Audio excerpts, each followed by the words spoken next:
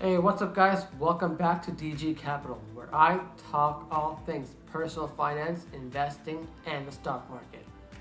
Now, I am based in Canada, so you will see some Canadian perspective, but personal finance is pretty universal no matter where you're located because the stock market, investing, personal finance itself doesn't have any borders.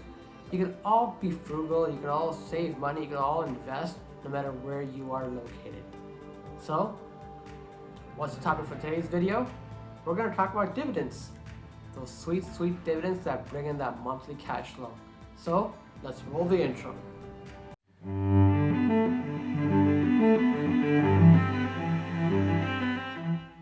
A dividend is a cash payment from the company's earnings.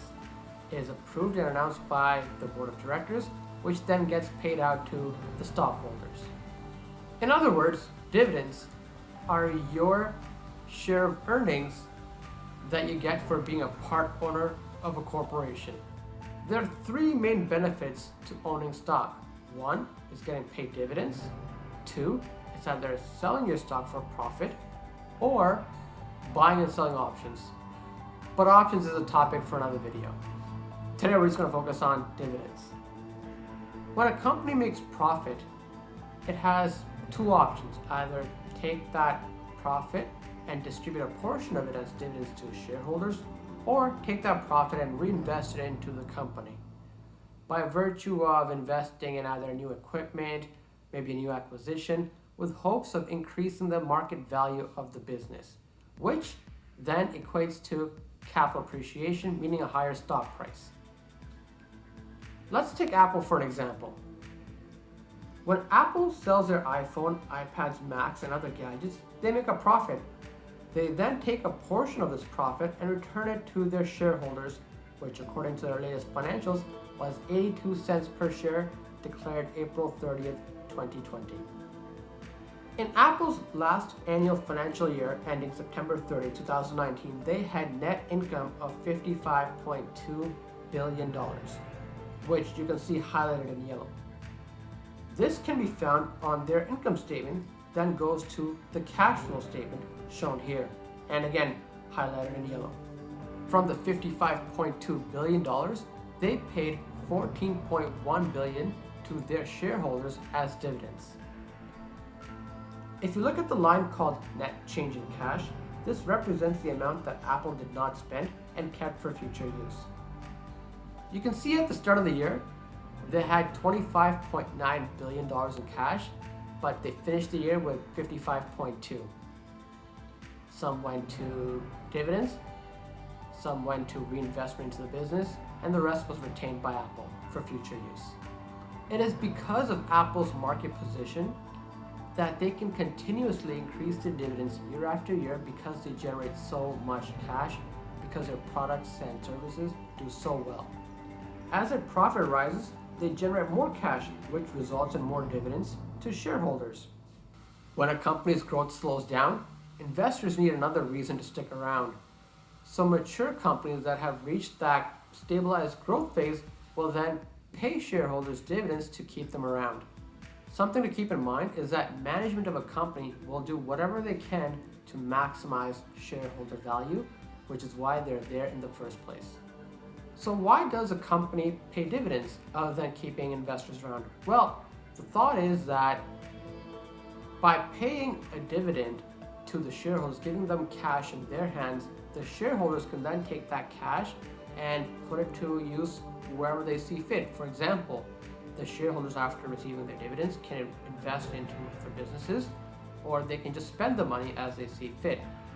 And this is done because management believes that the money is better off in the hands of the shareholders, so they can create a better return for themselves, rather than the company taking that money, reinvesting into the business by taking moonshots. Maybe a high-flying acquisition that doesn't work out, or a launch or product that doesn't do so well. So rather than taking those risks, why not take that cash, give it to the shareholders, and let them invest the way they want, by still being a part owner of this company. So then, who is responsible for determining how much gets paid out to the shareholders? Well, that's the job of the board of directors. They're the ultimate decision-making authority when it comes to deciding how much of the profit gets paid out to shareholders and how much gets reinvested back into the business. And the board of directors are voted in by the shareholders themselves to make sure that they keep the company accountable. And that's why the board of directors are there to represent the massive amount of shareholders any one big corporation can have. Something to keep in mind is that a board of directors, they do not have an obligation to pay dividends year after year. It is up to them if they deem it necessary to pay out dividends that quarter, that month, or that year. Otherwise, they can just reinvest into the business. But some board of directors will continuously pay out dividends, again, just to keep the shareholders around and keeping them satisfied because they're the ones who vote them in the first place. However, dividends for preferred shareholders still have to get paid out in arrears. Maybe I can make that into another video. We'll see. Because preferred shareholders can't vote, so in order to give up that voting right, they get special treatment, such as dividends. Let me know if you guys are interested in seeing a video about preferred shares. So how does a dividend impact a stock price? Well, let's take Apple for example.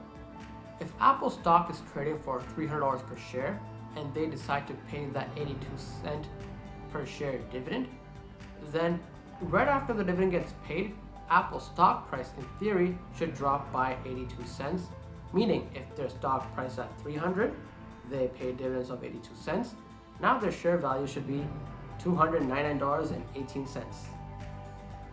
That means dividends are no free lunch.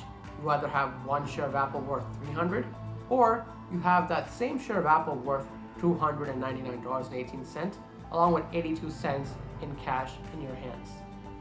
So if Apple has $50 billion of profit, they decide to pay $14 billion out to shareholders. Now Apple as a company has $14 billion less in combined value because that cash is no longer part of the company, so that decreases their market value. But again, this is just a theoretical concept that as soon as a company pays out that dividend, their stock price drops by the equivalent. Because when it comes to the market price of a share, there's so many factors that come into it that in real time, it's hard to say this one thing or that one thing or one specific item dropped or increased the price of the share. However, in real life, the price of the share after dividends are announced may go up, may go down, may go sideways. There's a whole host of factors that come into play. But I just want you guys to be aware of this concept when it comes to dividend investing. Again, this shouldn't deter you from going after dividend paying stock, but something to keep in the back of your minds. The other thing is that when it comes to dividend investing, companies can cut or suspend their dividends either temporarily or on a permanent basis. So for example, with this COVID-19 outbreak, a lot of companies have either suspended or eliminated their dividends altogether in order to preserve that cash flow. As we saw in that cash flow statement example, a company wants to make sure they have cash for the future. Because the last thing a company wants is to pay out so much dividends that they have very little cash left, and now all of a sudden the business is in trouble. They may have to shut down or let go of their employees, downsides, what have you. So it's important that a company maximize their cash flow to keep their shareholders happy and keep the business running for the long term.